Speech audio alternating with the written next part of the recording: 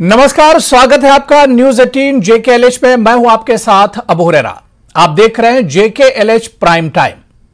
गुलाम नबी आजाद ने अपनी आत्मकथा आजाद में कश्मीरी पंडित समुदाय के पलायन पर उस समय की केंद्र की VP सिंह सरकार पर निशाना साधा है। आजाद ने अपनी किताब में लिखा है कि उस वक्त की जनता दल के नेतृत्व वाली केंद्र सरकार ने कश्मीरी पंडित समुदाय की सुरक्षा के लिए पर्याप्त प्रयास नहीं किए थे, जिस कारण कश्मीरी पंडितों के पास वहां से भागने और पलायन करने के अलावा कोई और ऑप्शन नहीं था। आजाद के अनुसार कश्मीरी पंडित 3 मुख्य कारणों से आतंकवादियों के निशाने पर आ गए, जिसमें इन 3 कारणों में से पहला यह कि उन्होंने कश्मीर का समर्थन, कांग्रेस का समर्थन किया था। दूसरा, वो भारत समर्थक थे और अलगाववादी विरोधी थे। और तीसरा बड़ा कारण यह कि कश्मीर में केंद्र सरकार के कार्यालयों में कई महत्वपूर्ण पदों पर रहे। तो ये तमाम बातें जो गुलाम नबी आजाद ने अपनी आत्मकथा में लिखी हैं, ऑटोबायोग्राफी में लिखी है, इस पर अब एक तरह से सवाल खड़े किए जा रहे हैं। और यहां पर सवाल यह भी उठता है कि आखिर कश्मीरी पंडित समुदाय की जो दुर्दशा है, इनकी जो आज हालत है, इसके लिए आखिर जिम्मेदार कौन है? क्योंकि इससे पहले कई बार यह सवाल उठता रहा है। आज JKLH प्राइम टाइम में इसी सवाल का जवाब ढूंढने की कोशिश करेंगे।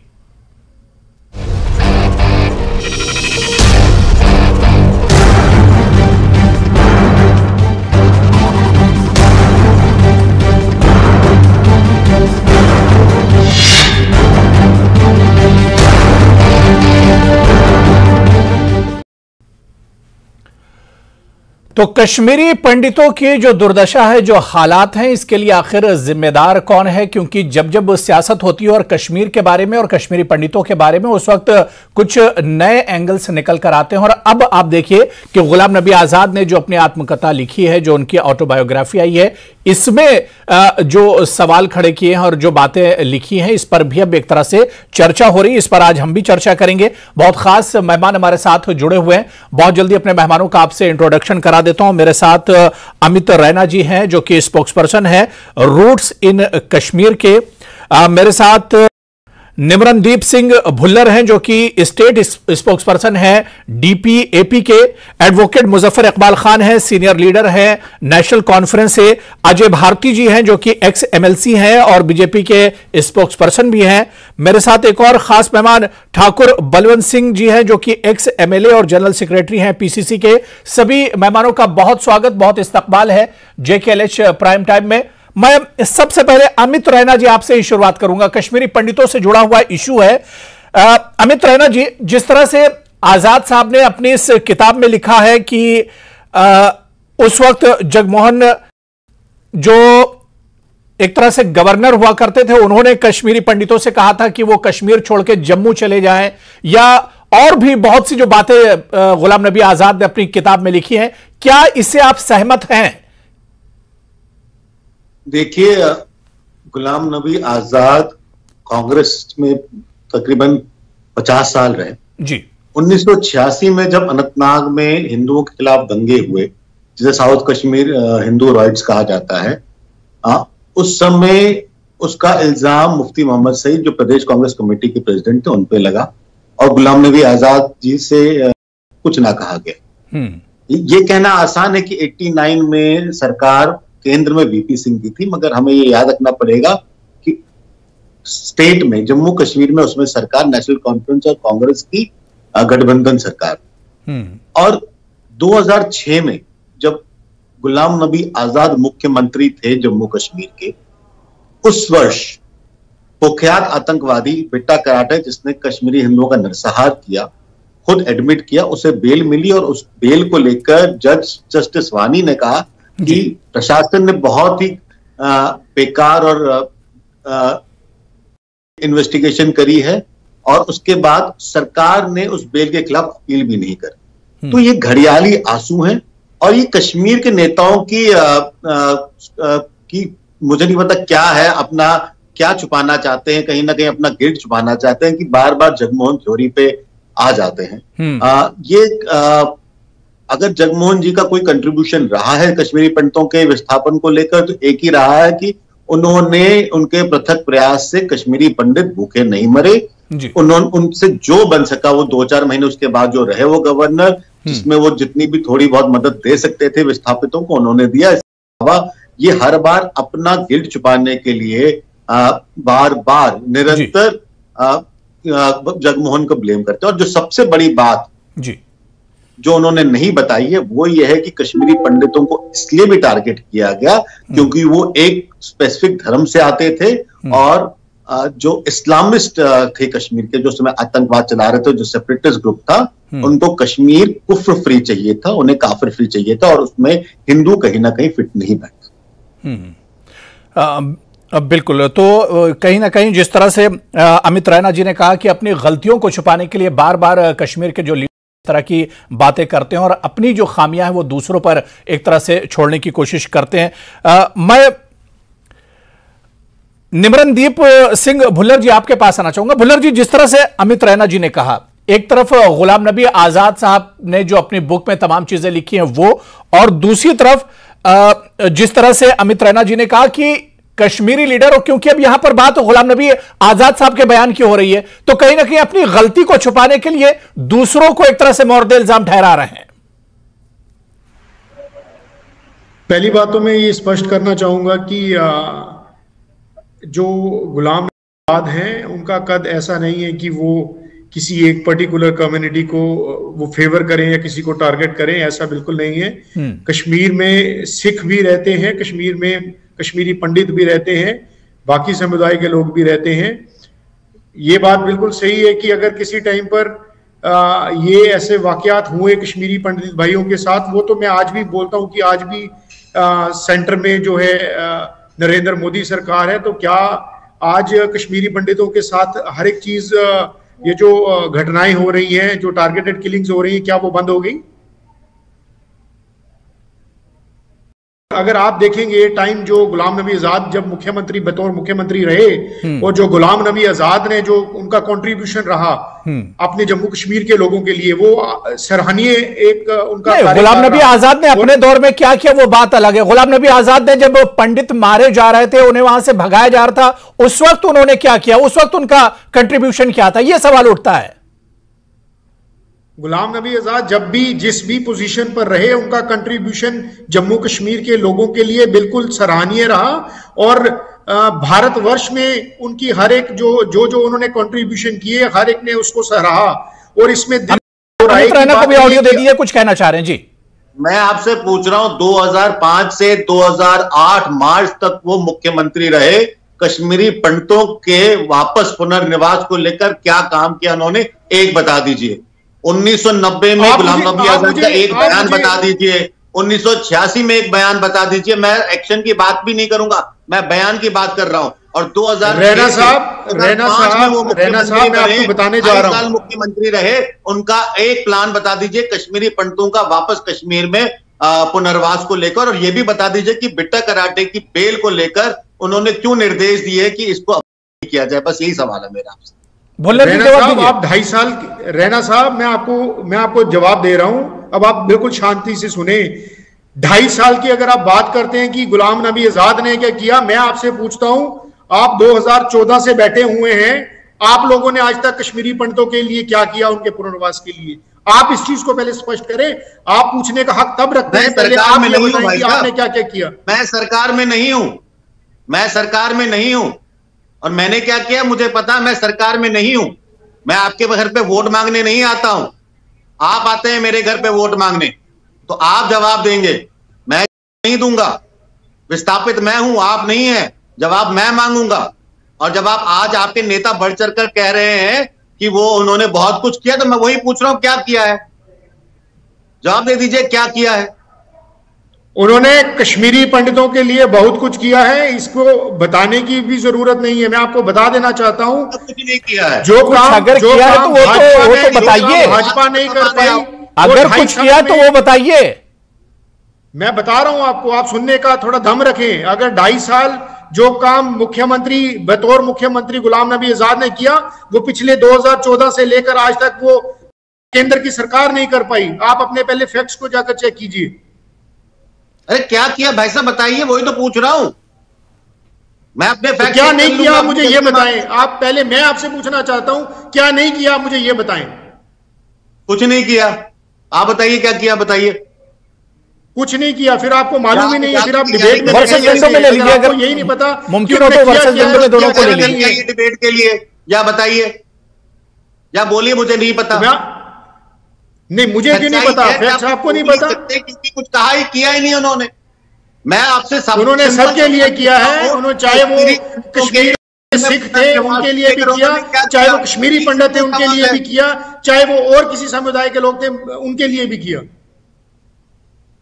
चलिए ठीक है, मैं जल्दी से सबको चर्चा में जोड़ लेता हूं। अमित रैना जी मैं दोबारा से आऊंगा, मैं भुल्लर जी दोबारा से आऊंगा, मैं अजय भारती जी आपके पास आना चाहूंगा। अजय भारती जी, जब जब कश्मीरी पंडितों की बात होती है कि आखिर उनकी ये दुर्दशा क्यों है, उनकी यह हालत आखिर इस तरह की क्यों है, तो इस पर जमकर सियासत होती है। गुलाम नबी आजाद साहब ने अब जो शोषा छोड़ा, जो बातें कही हैं, बीजेपी इसे किस तरह से देखती है?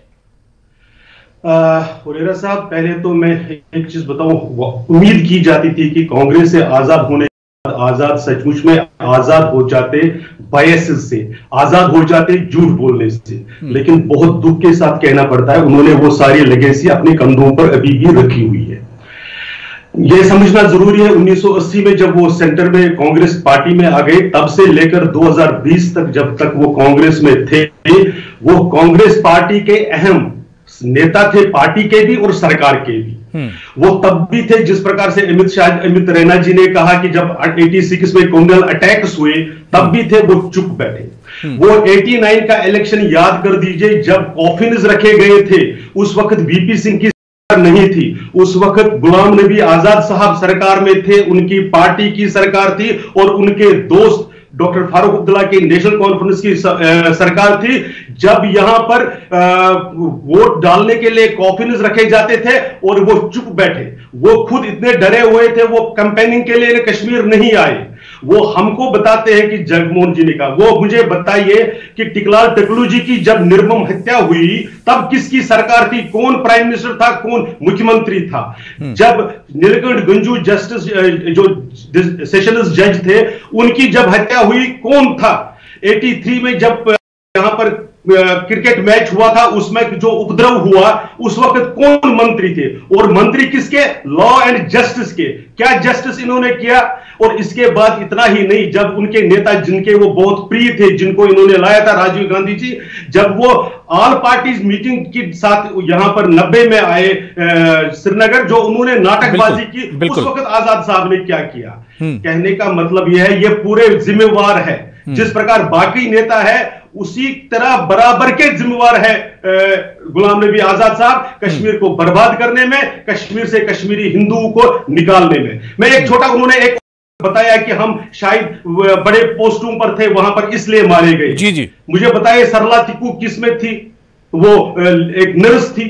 मुझे बताइए गिरजा तिक्कू क्या थी? एक लैब असिस्टेंट थी। क्या वो सरकारी ओहदों पर थे इसलिए मारे गए? एक ही था कि ये रेडिकलाइजेशन जो 1980 में शुरू हुआ था, उसका कल्मिनेशन था। इसके लिए आजाद साहब उतने ही जिम्मेवार है जितने गिलानी साहब थे या जितना फारूक अब्दुल्ला और नेशनल कॉन्फ्रेंस थे।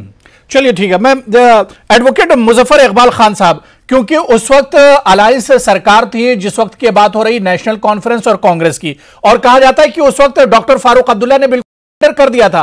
एक तरफ कश्मीरी पंडितों का कत्लेआम हो रहा था और वो लंदन चले गए थे, यानी अपनी जिम्मेदारियों से बिल्कुल बचा गया उस वक्त।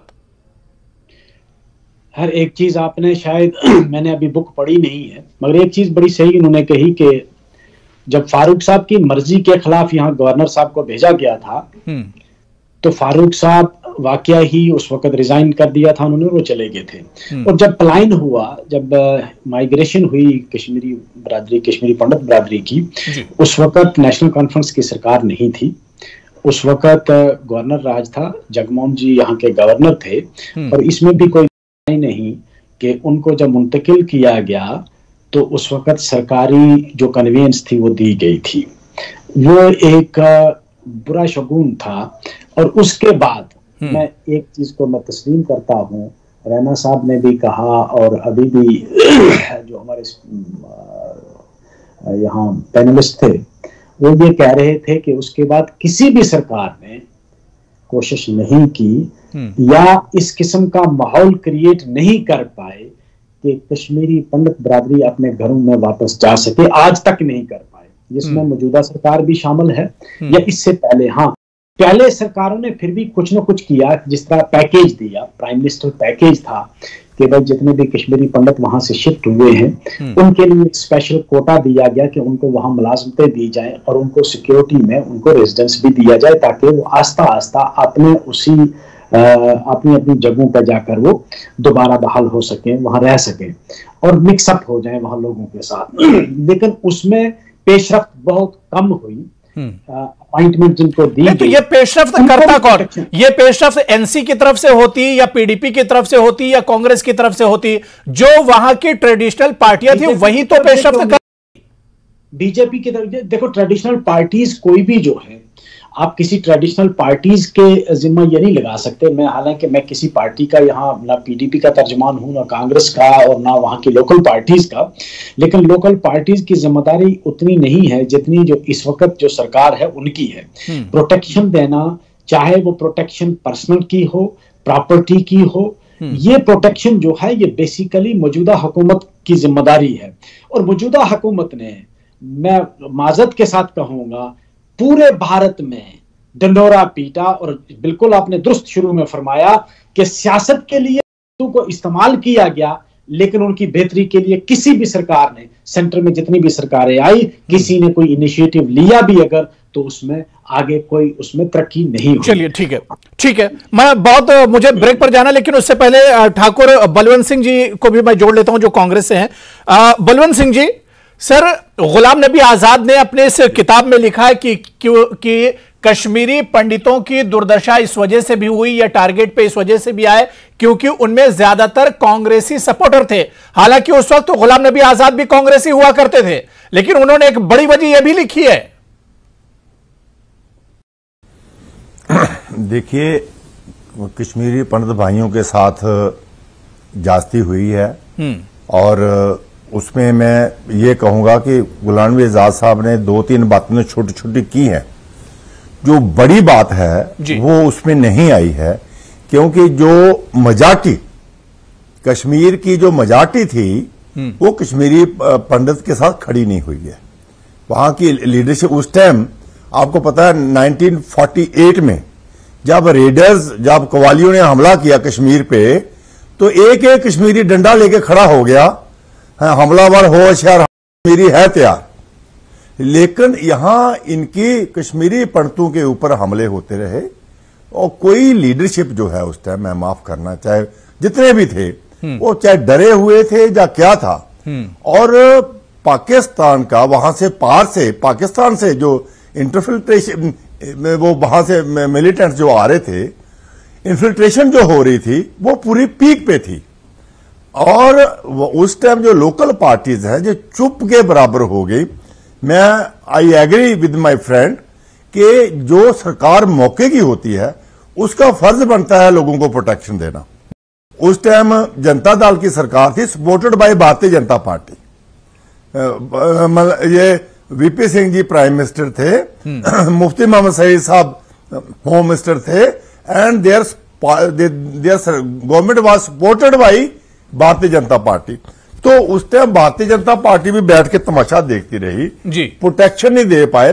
जगमोहन जी के हम तो मशकूर हैं। मैं ये कहता हूं कि कम से कम सबसे पहली प्रायोरिटी थी लोगों की जान बचाने की। माइग्रेशन हुई अंडर प्रेसिंग सर्कमस्टांसेस।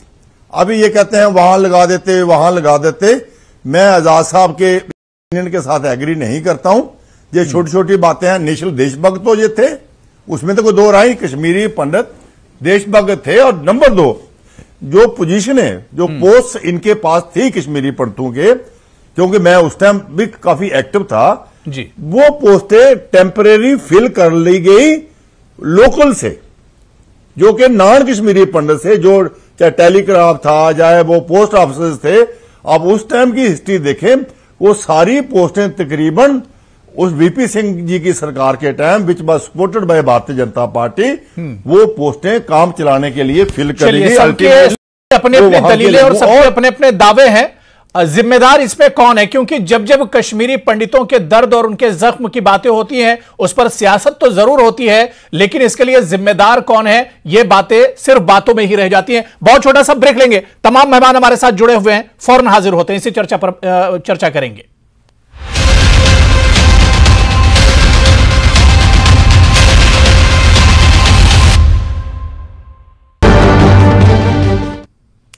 तो जेकेएलएच प्राइम टाइम में आज हम इसी इशू पर चर्चा कर रहे हैं कि आखिर कश्मीरी पंडितों की दुर्दशा के लिए जिम्मेदार कौन है। 90s में जो कुछ उनके साथ हुआ और तब से लेकर अब तक, यानी पिछले अगर 30-35 साल की बातें करें तो अभी तक उनके हालात सुधरे नहीं है। अपने ही देश में एक तरह से दर दर भटकने को मजबूर हैं ये कश्मीरी पंडित। इनकी हालत के लिए आखिर जिम्मेदार कौन है, इसी पर लगातार हम चर्चा कर रहे हैं। बहुत खास मेहमान हमारे साथ जुड़े हुए हैं, क्योंकि गुलाम नबी आजाद साहब की जो बुक आई है, ऑटोबायोग्राफी आई है, इसमें भी कश्मीरी पंडितों को लेकर कई चीजें सामने आई हैं और इसी पर सियासी गलियारों में अब काफी चेमेगोइयां हो रही हैं। मैं अमित रैना जी पास आना चाहूंगा।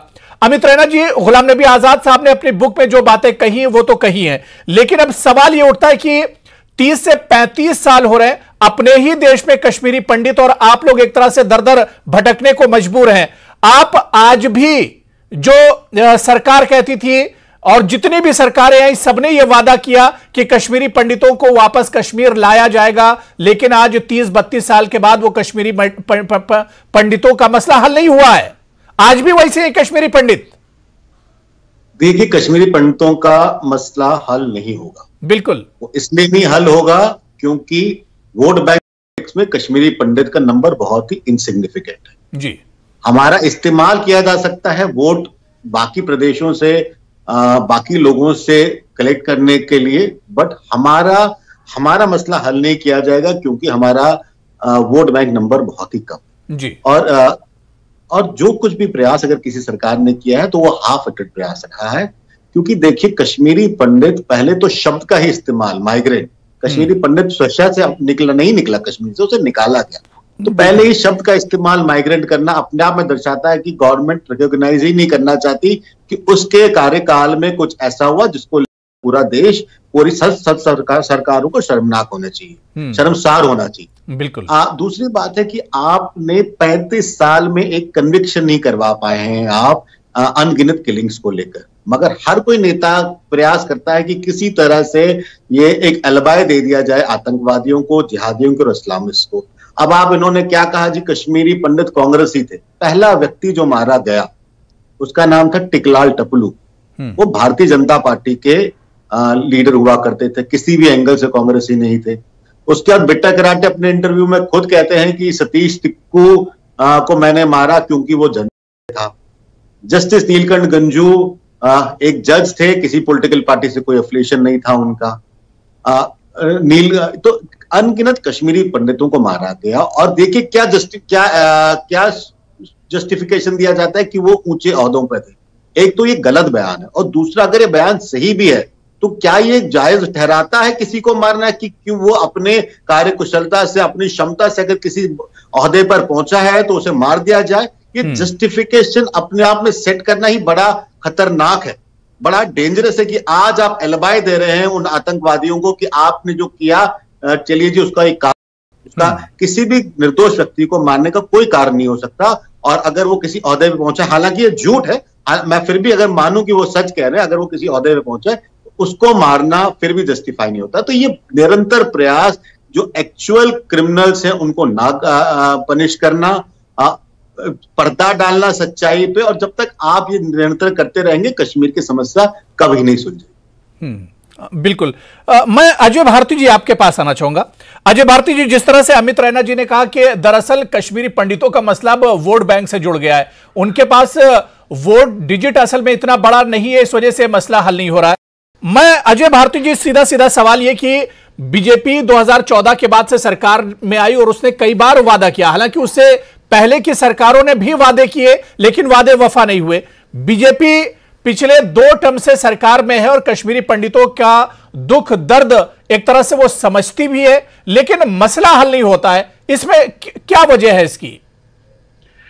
मेरे साहब, मैं पहले बिल्कुल आपकी बात का जवाब दूंगा, लेकिन उससे पहले मैं दो चीजें आपके ध्यान में लाना चाहता हूं कि ये झूठ की राजनीति क्यों करी जा रही है और लगातार 1947 से किए जा रहे हैं। कश्मीरी हिंदू समाज, कश्मीरी पंडित समाज के बारे में एक बात दोहरा रहे हैं ये सब लोग की एजुकेशन और मेडिकल फैसिलिटीज में ये बहुत सर्विस करते थे और बहुत कंट्रीब्यूशन रहा है। जस्ट एक आंकड़ा पूछे इन सब से, आजाद साहब से भी, कश्मीर यूनिवर्सिटी का क्या आपने कभी किसी कश्मीरी पंडित को वाइस चांसलर बना दिया? आप ये देख लीजिए कि डायरेक्टर हेल्थ सर्विसेज कितनी बार कश्मीरी पंडित बना। ये शुरू से ही खटकता रहा है, इसको एलिमिनेट करना था। हम बात कर रहे हैं रोड मैप की, कश्मीरी पंडितों के लिए अब आगे का रोड मैप क्या होगा, कब कश्मीर इनकी वापसी होगी? मैं अब आ रहा हूं, जिस पैकेज की बात जो ऑल इंडिया कश्मीरी समाज के कोर्ट में जो दायर था केस, उसके कारण जो पैकेज बनाया गया और सुषमा स्वराज जी के कारण जिसमें तेजी लाई गई, उसमें से 6000 में से 2014 तक केवल 1470 लोगों को नियुक्त किया गया था, अपॉइंट किया गया था। 1470 के बाद जब हमारी 2014 में जब हमारी सरकार आई, न केवल उसको 6000 तक लेकर गए, बल्कि उसमें से जो एकोमोडेशन थी, ट्रांजिट एकोमोडेशन को उसको ऐड कर दिया। लेकिन जहां तक सुरक्षा का सवाल है, अगर आपने जहां उनकी एकोमोडेशन को आप सुरक्षित करने की कोशिश कर रहे हैं, तो ऑफिस में जाकर जो टेररिस्ट और उनके सपोर्टर्स हैं, सॉफ्ट टारगेट बनकर उनको कॉलेज में, स्कूल में, कहीं रास्ते पर, और ये बन रहा है। उसके लिए अभी पूरा टेररिज्म खत्म नहीं हुआ है, लेकिन उसकी तरफ भी भारतीय जनता पार्टी की सरकार निश्चित रूप से गामजन है, और अगर कोई उसको वापस ला सकती है तो केवल भारतीय जनता पार्टी की सरकार हो सकती है। जो रेस्पॉन्सिबल है उनको निकालने में, वो कभी उनके साथ जस्टिफाई नहीं कर सकते, ये बिल्कुल तय बात। चलिए ठीक है। मैं निमरनदीप जी, जो बात यहां पर अजय भारती जी ने कही, एक तो अमित रैना जी ने भी पहले कहा कि वोट की सियासत होने लगी, इस वजह से कश्मीरी पंडितों की तरफ फोकस नहीं किया जाता है। लेकिन भुल्लर जी, जो बात यहां पर अजय भारती जी ने कही कि सभी पार्टियों ने पंडितों के नाम पर सिर्फ सियासत की है और बीजेपी पूरी कोशिश कर रही है, सिक्योरिटी का मसला हल होगा तो कश्मीरी पंडितों की घाटी में वापसी होगी ही होगी।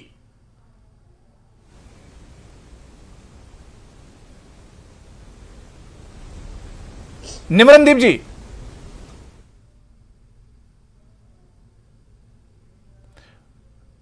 निमरनदीप जी, मेरी आवाज आ रही है आप तक? चलिए ठीक है। मैं एडवोकेट मुजफ्फर इकबाल जी, मेरी आवाज आप तक पहुंच रही है? जी हाँ, जी हाँ, ठीक है। जी, जो बात यहां पर अजय भारती जी कह रहे थे कि उनकी सरकार चाह रही कि कश्मीरी पंडितों को वादी वापस से लाया जाए, लेकिन अभी सिक्योरिटी का मसला है। हालांकि हम इससे पहले देखें, जितनी सरकारें आती रही हैं, सिर्फ कश्मीरी पंडितों के नाम पर सियासत होती रही है। मैंने शुरू में ही आपको कहा कि ये एक बड़ी सेंसिटिव सिचुएशन है जिसको पॉलिटिकली एक्सप्लॉइट किया जा रहा है पूरे मुल्क में, और शायद जो मुझे लगता है कि मौजूदा सरकार भी इसकी रिजोल्यूशन के लिए सिंसियर नहीं है और ना ही इस समत में कोई कदम उठाया है। अभी तक जो लोग गए थे, इससे पहले जो पिछले 10-12 साल में अचीव किया गया था, वो भी रिवर्स हो गया। जब पिछली बार आपने देखा कि कश्मीरी जो माइग्रेंट लोग थे बेचारे, जो वहां एम्प्लॉइज थे, वो वापस भागना पड़ा उनको। हमारी सरकार उनको तहफ़्फ़ुज़ नहीं दे पाई, और जो ग्राउंड तैयार भी हुआ था वो वापस वहीं चला गया जहां से आपने शुरू किया। तो ये जिम्मेदारी जो है ये मौजूदा सरकार की है। इस पर अब शिफ्ट कर देना जिम्मेदारी अपने कंधों से कि नहीं वो किसी दूसरे मुल्क की गवर्नमेंट की जिम्मेदारी है, तो वो तो नहीं निभाएंगे अपनी जिम्मेदारी। मुल्क की हमने ही इस जिम्मेदारी को निभाना है, और ये सिर्फ बक शिफ्टिंग है कि एक टेबल से आप दूसरे टेबल पर इस बक को शिफ्ट कर रहे हैं। एक कहता है वो जिम्मेदार है, मैं कहता हूं मैं नहीं, वो जिम्मेदार है। इससे सोल्यूशन होने वाला नहीं है जब तक कि सिंसियरली वोट पॉलिटिक्स से ऊपर उठकर इसको एक ह्यूमैनिटेरियन प्रॉब्लम समझकर बिल्कुल वापस उन लोगों को वापस अपनी जगहों पर ना बसाया। हाँ, लेकिन कश्मीरी जो सियासतदान है, जो पॉलिटिशियन है, उन्हें इस चीज को समझना होगा कि इस पर सियासत नहीं होनी चाहिए। सियासत से ऊपर उठकर इस मसले पर बातचीत होनी चाहिए और इस मसले को हल किया जाना चाहिए। इस पर मैं आगे भी चर्चा करूंगा। मैं ठाकुर बलवंत सिंह जी, कांग्रेस बहुत दिनों तक सेंटर में भी रही और कश्मीर में भी रही। सेंटर में रहते हुए बहुत कोशिश कांग्रेस ने की होगी, लेकिन यह मसला हल नहीं हुआ। अब बीजेपी भी यही कह रही कि उसकी कोशिशें जारी हैं कि कश्मीरी पंडितों को वापस लाया जाए। आपको क्या लगता है कि जो रोड मैप है या इन्हें जो लाने की कोशिशें चल रही वो सही दिशा में है? मुझे लगता है जो भारतीय जनता पार्टी वाले जो कह रहे हैं, जब 90 में माइग्रेशन हुई है उस टाइम भी भारतीय जनता पार्टी सपोर्टर सरकार थी। जगमोहन जी उन्हीं के गवर्नर थे यहां पे। अब भी पिछले 9 साल से इनकी सरकार है, डबल इंजन सरकार, यहां भी इनकी है वहां भी इनकी है। और पिछले 9 साल से बाद इन्होंने कश्मीरी पंडितों को इस्तेमाल किया है।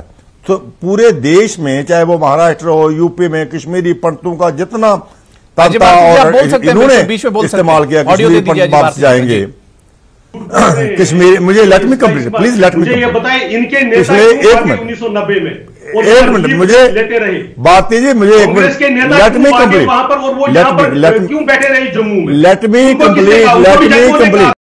पिछले नहीं आप पिछले झूठ तो नहीं बोले ना प्लीज। पिछले 9 साल से मत बोलिए। ये बात कह रहे हैं कि पिछले 9 साल से इनकी सरकार है, डबल इंजन सरकार है, ऑल पावरफुल सरकार है, सारी सिक्योरिटी एजेंसी इनके पास है, खाली करवाने ठीक है। और आज भी कश्मीरी पंडित वहां पे महफूज नहीं है। कश्मीरी पंडितों का और किसने किया? मुझे एक मिनट, कश्मीरी पंडितों जो हमारी एनक्रोचड लैंड थी उसको छुड़ाने से लेकर ये जो सारी बातें बीजेपी के सिवा किसने क्या किया? उसमें ये मुझे बताइए। कश्मीरी पंडितों की ये दशा करने में बीजेपी रिस्पॉन्सिबल है। 9 साल से आज तक वहां उनको वापस नहीं दे पाई।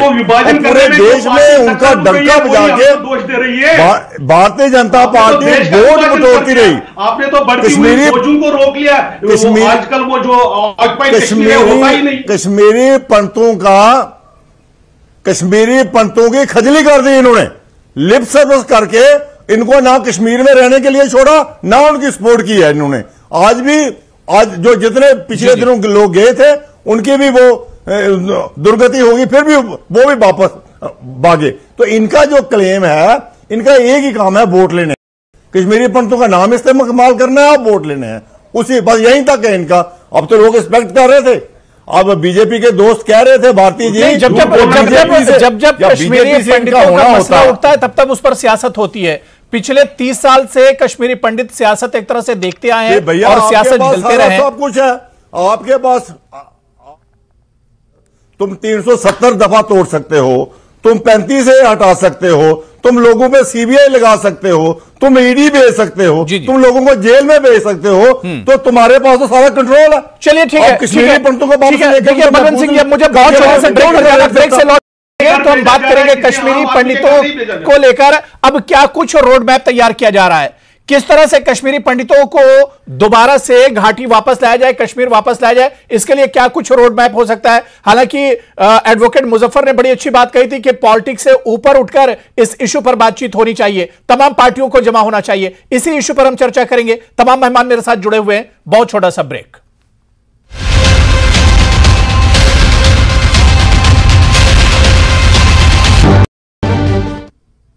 तो जेकेएलएच प्राइम टाइम में हम बात कर रहे हैं कश्मीरी पंडितों के हालात पर, और ये इशू एक बार फिर से इस वजह से बाहर निकला क्योंकि गुलाम नबी आजाद की जो ऑटोबायोग्राफी आई है उसमें कश्मीरी पंडितों की कश्मीर छोड़ने और वहां से भागने की वजह बताई है और कई चीजों पर उन्होंने एक तरह से रोशनी डालने की कोशिश की है। आज इसी पर हम जेकेएलएच प्राइम टाइम में चर्चा कर रहे हैं। बहुत खास मेहमान मेरे साथ पहले से जुड़े हुए हैं। मैं अमित रैना जी आपके पास आऊंगा ब्रेक के बाद। अमित रैना जी, क्या आपको लगता है कि इस पूरे इशू पर पिछले 30 साल से सियासत हो रही कश्मीरी पंडितों के नाम पर, क्या जिस तरह से छोटे छोटे जो इश्यूज होते हैं, चाहे वो कश्मीर के हो या देश के किसी इशू के हो, उस पे ऑल पार्टी मीटिंग्स बुलाई जाती हैं, चर्चा होती है, क्या आपको लगता है कि इस पे तमाम सियासी पार्टियों को बहुत संजीदगी के साथ बैठना चाहिए, पॉलिटिक्स से ऊपर उठकर इस इशू पर बातचीत करनी चाहिए? देखिए, बिल्कुल सही कह रहे हैं आप, क्योंकि आप समस्या यह है कि कश्मीरी पंडितों को या तो एक समुदाय के रूप में देखा जाता है या एक राजनीतिक पार्टी के द्वारा वोट बैंक, मतलब vote bank in sense vote catcher के रूप में देखा जाता है, क्योंकि जब जब पाकिस्तान की बात होती है, जब जब आतंकवाद की बात होती है और जब जब वो पार्टी फंसती है तो उन्हें कश्मीरी पंडित याद आ जाते हैं काउंटर डिफेंस में। हमें नजरिया ये रखना पड़ेगा कि एक समुदाय, इस देश का एक वर्ग जो नागरिक वर्ग है, एक सिटीजन्स ऑफ दिस कंट्री, एक section, large section citizen of this country have suffered, और उनकी सफरिंग को खत्म करना, उनको न्याय दिलाना एक सरकार का दायित्व होना चाहिए, चाहे वो किसी भी समुदाय से आते हो। और जब तक आप इसको इस नजरिए से नहीं देखेंगे तब तक आप सिर्फ राजनीति करते रहेंगे, और राजनीति कन्वीनियंस के हिसाब से। गुलाम नबी आजाद को मुस्लिम वोट चाहिए तो वो आज उनको क्लीन चिट्स दे रहे हैं, भारतीय जनता पार्टी को हिंदू वोट चाहिए तो उन्हें कश्मीरी पंडितों का अत्याचार नजर आ जाता है जब जब उन्हें हिंदू कंसल्टेशन उसकी करनी होती है। प्रयास किसी का नहीं रहा है, अजय भारती मेरे बड़े भाई जैसे, मगर सच्चाई है कि भारतीय जनता पार्टी जो आज क्लेम कर रही है कि 6000 नौकरियां दिलाई हैं, उनमें जो अकोमोडेशंस हैं वो सारी टेम्पोररी अकोमोडेशन है, जैसे ही व्यक्ति रिटायर होगा उससे वो अकोमोडेशन ले ली जाएगी। और बात अकोमोडेशन की नहीं है, बात नौकरी की नहीं है। समाज का 30 साल से एक ही मांग रही कि पहली मांग जो है वो है न्याय। उस न्याय को लेकर अजय भारती जी आ रहा हूं, उस रेट को लेकर कन्विक्शन रेट 0 है, प्रोसिक्यूशन 0 है, और क्राइम्स अगेंस्ट ह्यूमैनिटी और क्राइम अगेंस्ट कश्मीरी पंडित को लेकर किसी का कोई कन्विक्शन नहीं है। दूसरी बात यह है कि अगर आप में वापस देखना चाहते हैं, और जो अभी पिछले साल हुआ एम्प्लॉयज पे अटैक हुआ, क्योंकि आपने उनको फिर से स्कैटर रखा हुआ है, वो फिर से इजी टारगेट बन जाते हैं, तो आप उन्हें एक वन प्लेस सेटलमेंट दीजिए ताकि उन्हें अपनी शक्ति का कहीं ना कहीं कॉन्फिडेंस रहे, एक नंबर्स का। और दूसरा, जो पिछले 30 साल में जो आपने रीति रिवाज भाषा खोई है, कहीं ना कहीं किसी के पास थोड़ा बहुत बचा, आप उसको वापस रिवाइव कर सके। तो 2 बड़े इंपॉर्टेंट फैक्टर्स है, एक है न्याय का, दूसरा है वन प्लेस सेटलमेंट। और जब तक आप आज आप भारतीय जनता पार्टी के किसी प्रवक्ता से पूछे, कहिए कि हमने 6000 नौकरियां दे दी, क्या 6000 लोग छोड़ कर आए थे? क्या वो नौकरी के लिए छोड़ कर आए थे कश्मीर? क्या वो छोड़ कर आए थे? पहले डाला गया था, क्या वो नौकरी के लिए आए थे? नहीं आए थे। तो आप नौकरी का बराबरी कैसे कर सकते हो रिहैबिलिटेशन के साथ? रिहैबिलिटेशन पैकेज पूरा होना चाहिए। आज भी ऑफिशियली कोई ये नहीं कह सकता कि कश्मीरी पंडित का पलायन क्यों हुआ। एक दिन गुलाम नबी आजाद एक बयान दे देते हैं, दूसरे दिन कोई और नेता एक और बयान दे देता है। तो आज जिस नेता का जो बयान आता है वो दे देता है और उस पर चर्चा शुरू हो जाती है। अगर जब तक आप एक कमीशन नहीं बिठाएंगे जिसमें आप ये, वो कमीशन तय करेगा कि कश्मीरी पंडितों का जो विस्थापन हुआ, जो पलायन हुआ, वो क्यों हुआ, और उस कॉजेज को आप एड्रेस नहीं करेंगे। अमित रैना जी, जिस तरह से आप बता रहे हैं, ऐसे तो लगता है कि कश्मीरी पंडितों के इस मसले पर अभी तो एक तरह से कोई शुरुआत भी नहीं हुई है। इस पे तो एक इनिशियल अभी खाना पूर्ति के अलावा कुछ नहीं हुआ है जी। और जो खाना पूर्ति के अलावा कुछ नहीं हुआ है। अगर आप 2010 में पीएम पैकेज आया, 2023 में हम चल रहे हैं, 2023 13 साल हो गए। 13 साल में अगर आप 4,000 बाकी 1800 एम्प्लॉइज हायर किए गए थे उमर अब्दुल्ला की सरकार में। मैं 1800 की बात करता हूं, 6000 की बात नहीं करता हूं। अगर आप 13 साल में 1800 एम्प्लॉइज को सेटल नहीं कर पाए, वापस गुलाम, चलिए ठीक है, अजय भारती जी इसका जवाब दे रहे हैं। आपकी तमाम जो सवाल आप उठा रहे हैं, अजय भारती जी इसका जवाब दे रहे हैं। एक हिस्से को छोड़कर उनके सारी बातों से मैं न केवल सहमत हूं, बल्कि यह भी उनको जानकारी देना चाहता हूं कि जैसे इन्होंने वन प्लेस सेटलमेंट की बात की, भारतीय जनता पार्टी ने ऑन रिकॉर्ड ये रेजोल्यूशन पास किया है कि वापसी इसी ढंग से होगी, स्कैटर्ड नहीं होगी। एक बात। जहां तक बाकी इशू की रही बात, जो इन्वेस्टिगेशन की है और इसमें ऑन रिकॉर्ड है कि अगर स्कैटर्ड नहीं है तो ये जो कैंप्स बन रहे हैं वो सर मेरी बात तो सुनिए, वो रिहैबिलिटेशन नहीं है, उसको लोकल एडमिनिस्ट्रेशन रिहैबिलिटेशन बनाने की कोशिश कर रही है, वो रिहैबिलिटेशन नहीं। इसके लिए बिल्कुल स्पष्ट है, कम्युनिटी का रिहैबिलिटेशन अभी प्रोसेस ही शुरू नहीं हुआ, ये बिल्कुल सही बात है। लेकिन जहां तक जस्टिस की बात है, आप देखते हैं कि जो लोग, जो एक्यूज्ड, जो टेररिस्ट इन्वॉल्वमेंट जिनकी थी, जो प्राइम मिनिस्टर के साथ पुरानी सरकारों में खाना खाकर आते थे, उनके साथ चाय नाश्ता करते हैं, वो आज जेल में है।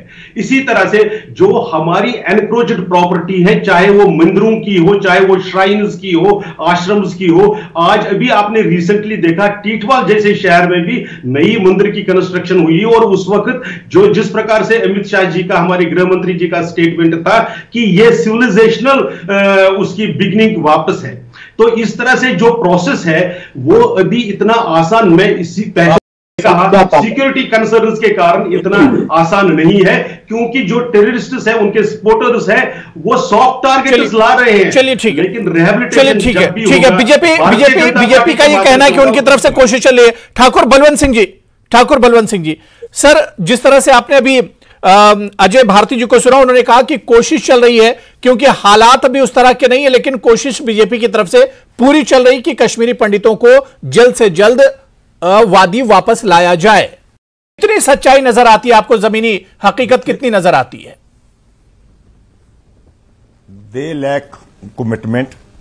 ये सिर्फ कश्मीरी पंडितों को फोल्डर्स की तरह यूज कर रहे हैं हर जगह वोट लेने के लिए। उनका कश्मीरी पंडित बड़ी उम्मीद से भारतीय जनता पार्टी की तरफ देख रहे थे कि ये हिंदू कार्ड करते हैं और हमारी मदद करेंगे, और इन्होंने लिप सर्विस के बिना कश्मीरी पंडितों का कुछ नहीं किया।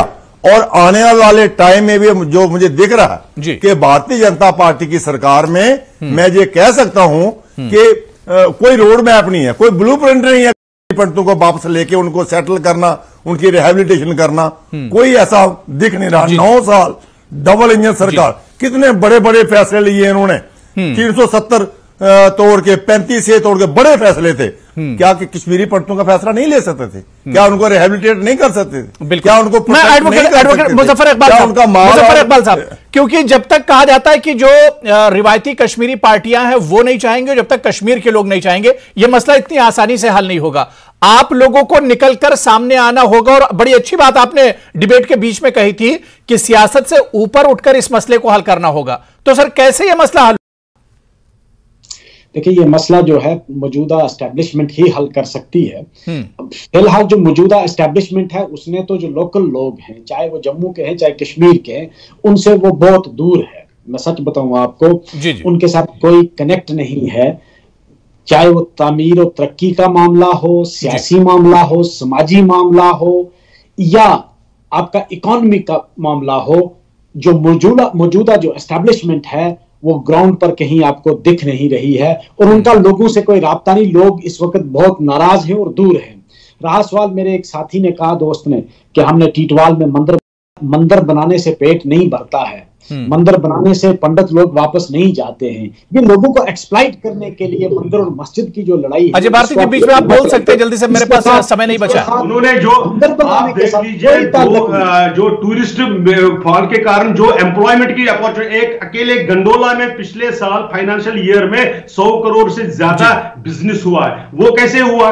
अगर वो इस तरह से रिलीजियस टूरिज्म, ये सारे टूरिज्म मिलाकर नहीं होता है। इसको प्लीज इस पंडित टूरिस्ट तो देखिए रिकॉर्ड टूरिस्ट आ रहे हैं, लेकिन टूरिस्ट आना इस बात की अलामत नहीं है।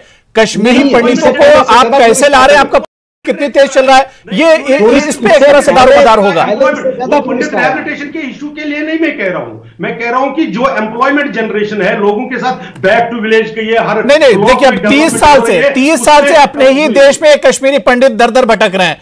अब इस मसले को हल होना चाहिए। बीजेपी अगर वादा करती है तो जितनी सियासी पार्टियां हैं, कश्मीर की जो रिवायती पार्टियां, ट्रेडिशनल पार्टियां हैं, सबको एक साथ निकल कर आना होगा, इस मसले को हल करना होगा। क्योंकि जितनी सियासी पार्टियां हैं, सबने एक तरह से इस पर सियासत की है, सबने वादे किए, लेकिन किसी का वादा वफा नहीं हुआ है। अब यह देखना बहुत अहम होगा, 2024 के चुनाव भी हैं और उससे पहले पंडितों के साथ बहुत से मसले और मसाइल हैं। क्या इन मसले और मसाइल पर ब्रेक लगेगा? कश्मीरी पंडितों के लिए एक रोड मैप तैयार होगा? यह देखना बहुत अहम होगा। बहुत बहुत शुक्रिया अजय भारती जी मेरे साथ जुड़ने के लिए, एडवोकेट मुजफ्फर इकबाल जी, अमित रैना जी और ठाकुर बलवंत सिंह जी, सभी का बहुत बहुत शुक्रिया जेकेएलएच प्राइम टाइम में जुड़ने के लिए। नमस्कार।